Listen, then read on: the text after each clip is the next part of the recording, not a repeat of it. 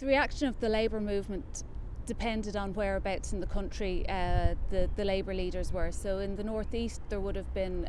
less opposition towards the outbreak of war, but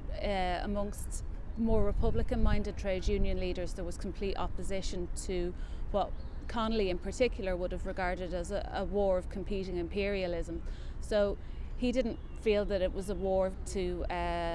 safeguard the small nations of Europe or anything like that. He saw it as a war of different imperial groups fighting against each other. So he was completely opposed to the war, and himself and other people in the labour movement and also the Republican movement would have been active in trying to discourage people from enlisting. So kind of anti-recruitment thing was very strong within certain sections of the trade union movement, and particularly in Dublin. And it was a big problem for the Transport and General Workers Union in particular, because the Great War broke out only months after the lockout had finished, and the lockout had just inflicted terrible damage on the labour movement in Dublin. So having gone from a situation in 1913 where it had 30,000 members, by the outbreak of war it had only about 5,000 members. So the union was in a terrible state itself. But not so much the union itself, but the workers who had actually been involved in the lockout had such economic violence inflicted on them over the course of the lockout that many of them were attracted to enlist and to join up and fight in the war because of the prospect of a regular pay packet and separation money, which would have been paid to the wives of men who went away to fight. So the wife of a soldier would get 12 and sixpence weekly, and that kind of thing was a huge incentive for people to go away and fight. So the Transport Union, and Connolly in particular, were active in trying to get people to not be compelled to enlist, but it didn't really work, and to a large extent because the economic situation was such that a lot of men just had to go away and fight. So there were estimates by the summer of 1915 that about half of the members of the Irish Transport and General Workers Union had actually gone away to fight in the Great War. And it was a big problem for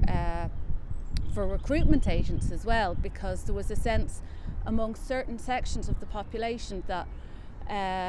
the kind of people who you'd end up having to train with were the Dublin roughs, the notion that the people who had enlisted in the army were kind of Larkinites and weren't the right type of people. And there was recruiters actually did worry that it was putting off middle class people and sort of the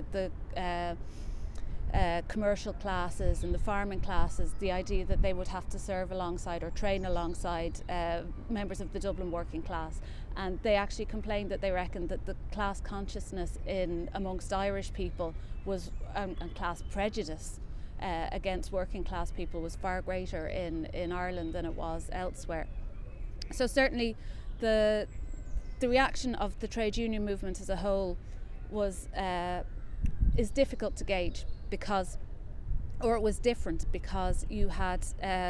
trade union leaders in the more unionist parts of the country who were supportive of the war effort, and those outside of that who were against it. And